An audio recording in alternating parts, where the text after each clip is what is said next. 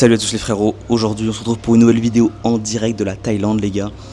Aujourd'hui on va apprendre comment parler anglais en un an. En vrai de vrai ça se tape en un an. Et surtout pourquoi apprendre à parler anglais. Ok les gars. Je dirais qu'aujourd'hui c'est vraiment une compétence, peut-être pas la plus importante mais vraiment une des plus importantes. Et vraiment genre tout le monde s'en fout de cette compétence là. Alors qu'on se rend pas compte genre que tout le contenu il est anglais. C'est pas le contenu, c'est les entrepreneurs. En fait, quand je dis entrepreneur, c'est que toutes les personnes que vous allez rencontrer, il y aura des Français, mais il y aura aussi des Américains, etc. Pour coworker, pour avoir des opportunités, etc., il faut que vous appreniez à parler anglais. Ok les gars. Et c'est pour ça que je fais cette vidéo aujourd'hui. C'est hyper important. Vous devez le faire. Et je sais que c'est chiant parce que nous on est né en France et du coup notre langage, personne ne le parle. Et du coup on part entre guillemets avec un point faible et en fait on s'en fout les gars. Il faut que vous appreniez à parler anglais parce que vous allez perdre trop d'opportunités. C'est vraiment réel, c'est vraiment réel. Pourquoi je vous dis ça? Parce qu'en fait, en ce moment, là, j'essaye de monter un business physique en Thaïlande. Et forcément, pour ceux qui ne savent pas, quand on monte un business physique en Thaïlande, les Français, on n'a pas le droit de le faire. Ça veut dire qu'il faut être associé à un Thaïlandais. Et les Thaïlandais doivent avoir 51% de la boîte et vous n'avez que 49%. C'est pour éviter que l'immigration prenne contrôle du pays, entre guillemets. Vous comprenez? Donc pour ça, je dois me renseigner sur les besoins des locaux, et également m'associer à des Thaïlandais, donc parler, essayer, parler des gens, c'est assez hardcore les gars. C'est pour ça que je suis très content de pouvoir parler anglais pour ça. Et c'est pour ça que je fais une vidéo maintenant, ok. J'ai mon obsidian à côté, donc il y a quelques notes, je vais des fois jeter des petits coups d'œil les gars. Concrètement, je vais peut-être aussi vous faire des illustrations vite fait, mais ok. Tout d'abord, je voulais parler du process. Comment on fait concrètement pour apprendre, ok. Donc le process, c'est ce qu'on met en place pour avoir n'importe quel résultat, il faut mettre en place un process, ok. Donc un process, qu'est-ce que c'est? C'est un input, ok. Input, c'est ce qu'on va faire rentrer. Le process, c'est comment expliquer? C'est ce qu'on va faire, c'est le traitement de l'information, si vous voulez, ou le traitement. Ça peut être, le process c'est partout. Ça peut être pour le marketing, ça peut être pour une action, c'est pour déboucher un résultat. Et le output, c'est la sortie. Donc on a un input, un output, et on a un process qui va permettre de transformer ce input en output. Et ensuite on va avoir la dernière ligne qui va être la réitération. Je vous mettrai un petit schéma sur la vidéo. Ok. Maintenant que ça, vous le savez, ce que c'est un process, sachant que chaque process, ok, contient un autre process. Ça veut dire que on a par exemple, si je prends le process lead gen, ok, le process lead gen, l'input on va dire ça va être le budget publicitaire, l'output ça va être les leads, ok, les prospects qui vont ressortir, et le process, dans le process, on va pouvoir mettre par exemple la créative, ça c'est un process qu'il va falloir mettre en place, la créative, les angles marketing, on va pouvoir mettre en place l'environnement, ça c'est plein de process intérieurs et il va falloir les déterminer, tous les tester pour savoir lequel marche le mieux, ok.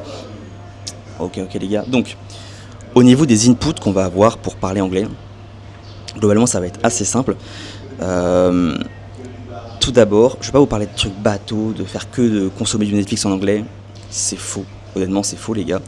Vous apprendrez à comprendre mais pas à parler.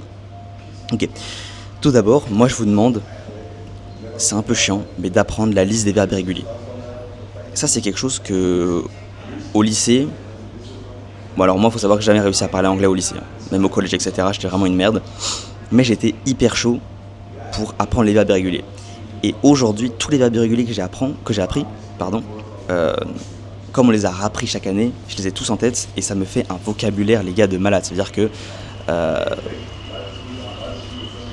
il y en a peut-être 100, 200 verbes irréguliers, je sais pas trop. En tout cas je vous conseille vraiment de les apprendre, ça va vous faire un vocabulaire de malade. En vrai vous les apprenez en une semaine, vous les avez appris en vrai si vous êtes un tchad. Pas de souci pour ça, et vous les revoyez régulièrement et ça vous fait une base de vocabulaire. Et réellement, des fois j'ai l'impression que tous les verbes sont irréguliers parce que je les utilise tous les jours quoi. Genre bleed, bled, put, trucs comme ça, vous voyez. Donc c'est vraiment hyper important de les apprendre. Je vous mettrai la liste des verbes irréguliers. En fait je vous mettrai un petit PDF, peut-être un Google Sheet je verrai ou un Google Doc avec toutes les ressources que je vous mets, ok. Deuxièmement, ce que je vais vous demander d'apprendre c'est les 3 temps, ok. Donc présent, prétérit, futur. C'est les 3 temps que vous allez utiliser, genre H24 pour moi, présent, passé, futur.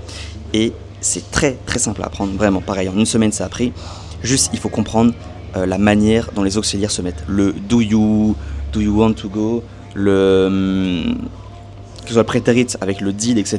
Quand on met une négation, c'est pas le verbe comme au prétérit, mais on va remplacer le do par did. Quand on met une question, c'est pas le verbe comme au prétérit, on va laisser l'indicatif et on va mettre l'auxiliaire donc au prétérit, donc did. C'est vraiment quelque chose de très simple. Pareil, je vous mets le PDF en description. Vous allez voir qu'en une semaine, ça a pris. J'aimerais vraiment, avant de commencer vraiment votre apprentissage, que vous appreniez ça. C'est vraiment 2 trucs simples, les gars. Les verbes irréguliers et présent, passé, futur. Et globalement, le futur, c'est juste I will. C'est hyper simple à apprendre, ok, avec indicatif. Et pour ça, il vous faut du vocabulaire. Ok, les gars. C'est déjà une première chose de faite. Une fois que vous avez fait ça, ok, les gars, je vais vous demander de utiliser d'autres logiciels qui peuvent vous aider. Premièrement, on va avoir Duolingo qui est beaucoup critiqué. On dit que ça sert à rien. Sincèrement, moi, je l'ai fait pendant 1 an et demi. Vous verrez qu'aujourd'hui, j'utilise plus trop de logiciels parce qu'en fait, déjà là, je suis en Thaïlande, donc je parle anglais tous les jours. Donc évidemment, voilà.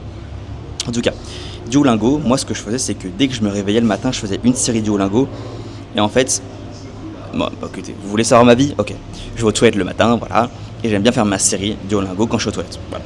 Et le fait que le premier input que vous mettez dans votre cerveau, ça soit de l'anglais, il se passe quelque chose dans votre cerveau, vous voyez ? C'est juste, ok, je dois réfléchir en anglais dès le matin.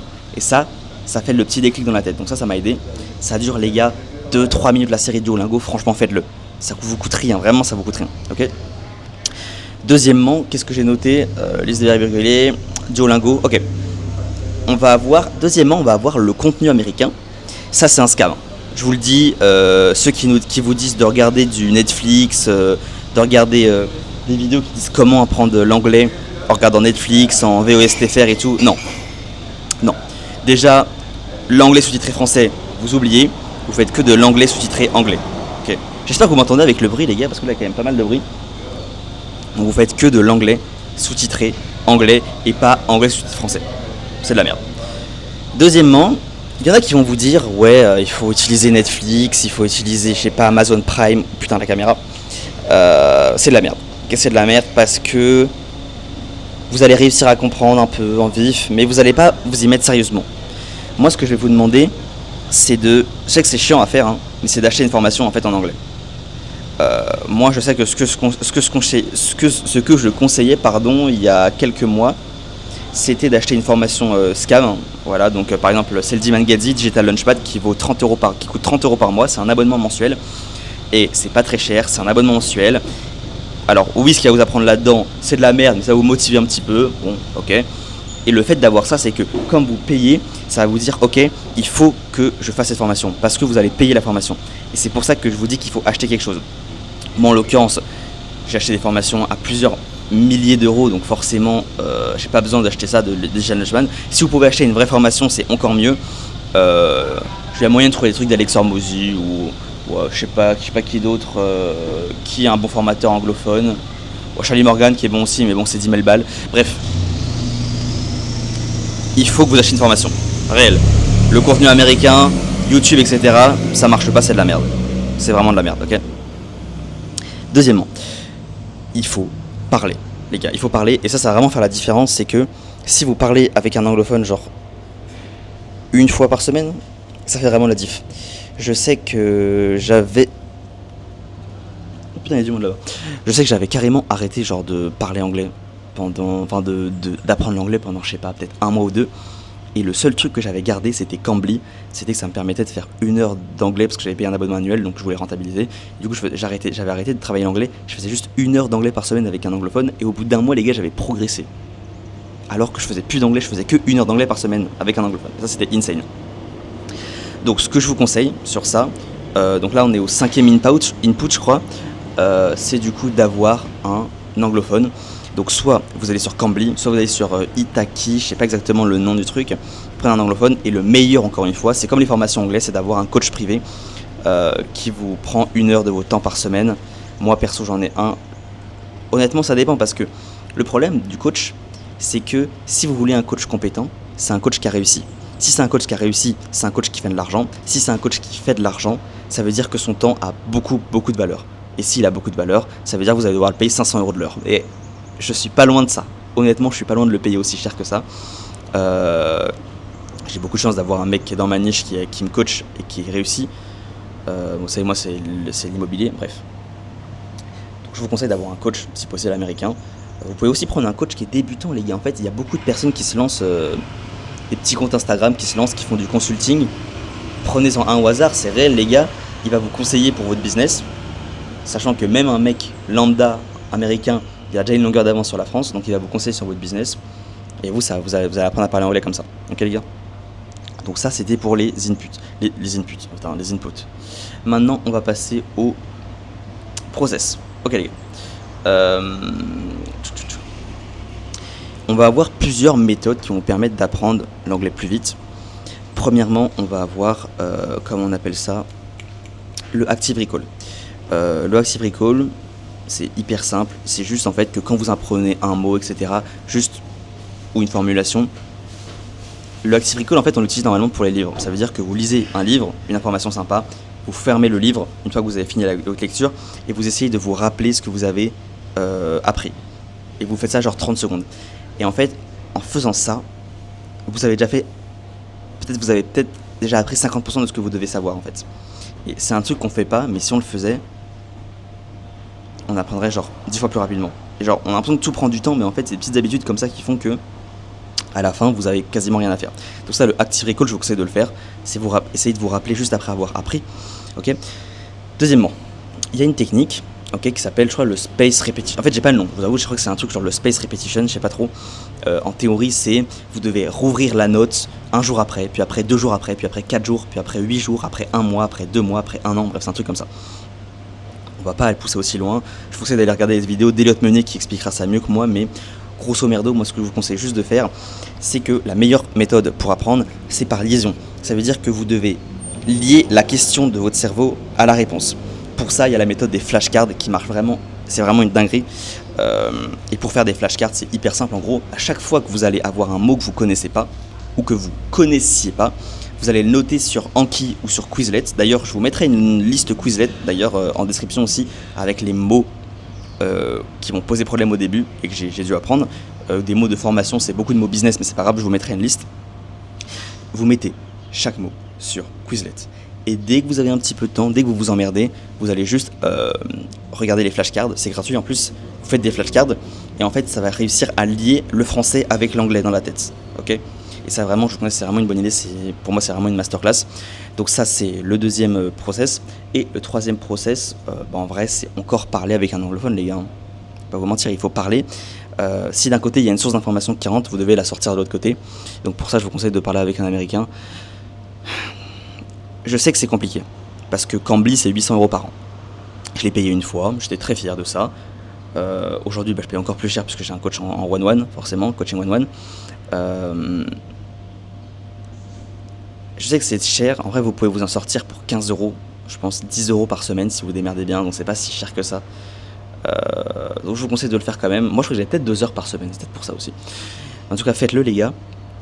Si vous avez un bon input de la formation, si vous apprenez bien les verbes, etc., et que vous arrivez à le ressortir, le meilleur process à faire c'est parler les gars.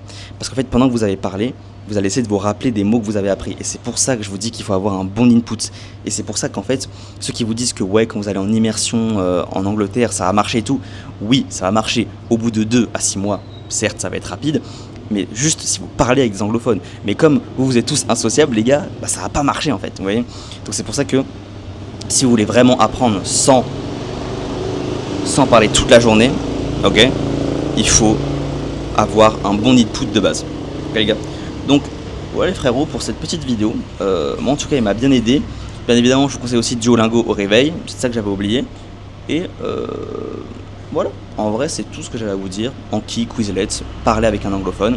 Si vous pouvez aller en Thaïlande, allez-y. Si vous pouvez aller en Angleterre, allez-y, voyagez. Franchement c'est insane. Il y a vraiment des vols pas chers en plus. Il y a des petits hacks à avoir.